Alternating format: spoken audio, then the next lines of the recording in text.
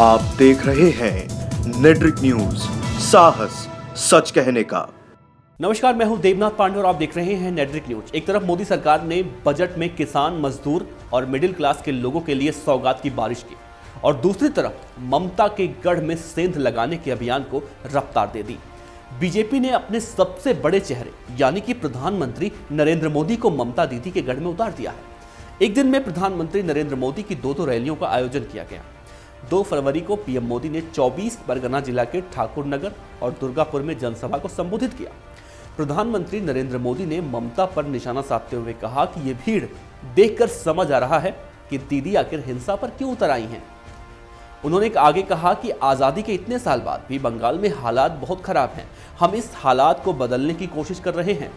इसके अलावा प्रधानमंत्री नरेंद्र मोदी ने बजट का जिक्र करते हुए किसानों के लिए की गई घोषणाएं दोहराई और उनके फायदे भी गिनाए। हालांकि इस चुनावी जंग के लिए बीजेपी के राष्ट्रीय अध्यक्ष पहले ही पिच तैयार करने में लगे हुए हैं। ये बात जग जाहिर है कि बंगाल में बीजेपी और टीएमसी के पहले से ही लड़ाई चलती रही है और अब ये लड़ाई पोस्टर वॉर में देखने को मिल रही है। दरअसल प्रधानमंत्री नरेंद्र मोदी की रैली से पहले पीएम के होर्डिंग्स पर कहीं कालिख पोती गई तो कहीं कीचड़ फेंका गया। हद तो तब हो गई जब पीएम मोदी के पोस्टर को ममता दीदी के होर्डिंग से ढक दिया गया। इतना ही नहीं, चिपकाए गए पोस्टर पर लिखा था कि हिंदू मुस्लिम नहीं, दलित सवर्ण नहीं, बल्कि सबकी बात करने वाली हैं ममता बनर्जी। इसीलिए मोदी हटाओ देश बचाओ, लिहाजा इसे लेकर विवाद पैदा होना लाजमी था। लेकिन मामला यही नहीं रुका। बीजेपी सांसद बाबुल सुप्रियो ने आरोप लगाया है कि प्रधानमंत्री मोदी की यात्रा से पहले दुर्गापुर में तो पोस्टरों को फाड़ दिया गया और इसकी जगह पर ममता बनर्जी के पोस्टर को चिपकाया गया। इतना ही नहीं, टीएमसी कार्यकर्ताओं ने बीजेपी कार्यकर्ताओं के साथ मारपीट भी की, जिसमें कुछ लोग घायल हो गए। वहीं इस घटना के बाद बीजेपी कार्यकर्ताओं ने ममता सरकार और पुलिस के खिलाफ जमकर नारेबाजी की। दूसरी तरफ बीजेपी के राहुल सिन्हा ने निशाना साधते हुए कहा कि इस घटना से साबित होता है कि पश्चिम बंगाल में लोकतंत्र नाम की कोई चीज नहीं है। उन्होंने आगे कहा कि इसे लेकर पुलिस में मामला भी दर्ज किया गया है। मोदी सरकार के अंतरिम बजट के पेश होने के बाद यह पहली चुनावी रैली है, लिहाजा ममता बनर्जी पीएम मोदी की रैली को विफल करने की पूरी कोशिश करेंगी। उधर बीजेपी भी ममता की बढ़ती लोकप्रियता को अनदेखा नहीं कर सकती। बंगाल में 42 सीटों का सवाल तो है, लेकिन उससे भी ज्यादा ममता बनर्जी को चुनौती है कि विपक्ष का सबसे बड़ा चेहरा बनकर उभरी हैं।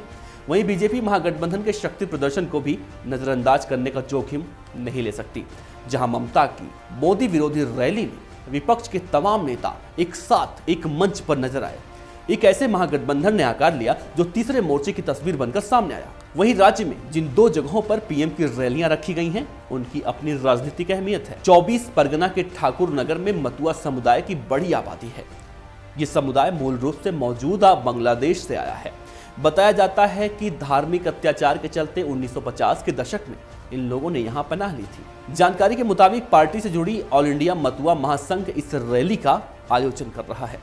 पश्चिम बंगाल में मतुआ लोगों की आबादी 30 लाख के तकरीबन है।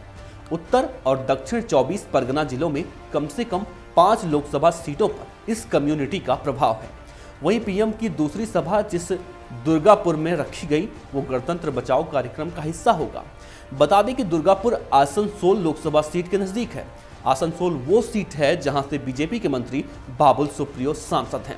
फिलहाल मोदी के मिशन पश्चिम बंगाल से साफ है कि बीजेपी ने कमर कस ली है और चुनावी महासभा का आगाज हो चुका है। 34 साल के वामपंथी के किले को ध्वस्त कर चुकी ममता की पश्चिम बंगाल में मजबूत पकड़ है और ये वजह है कि मोदी मिशन पश्चिम बंगाल से ममता दीदी के किले को ध्वस्त करना चाहते हैं। लेकिन ये इतना आसान नहीं होगा, क्योंकि 34 सांसदों की ताकत को बीजेपी के 2 सांसद कैसे संभालेंगे, ये देखने वाली बात होगी। खैर, आप ये वीडियो फेसबुक पर देख रहे हैं तो हमारे पेज को लाइक करें और यूट्यूब पर देख रहे हैं तो हमारे चैनल नेट्रिक न्यूज को सब्सक्राइब जरूर करें। शुक्रिया। हमारे साथ जुड़े रहने के लिए हमारे YouTube चैनल को सब्सक्राइब करें, साथ ही बेल आइकन को दबाएं। नेट्रिक न्यूज की खबरें सबसे पहले देखने के लिए।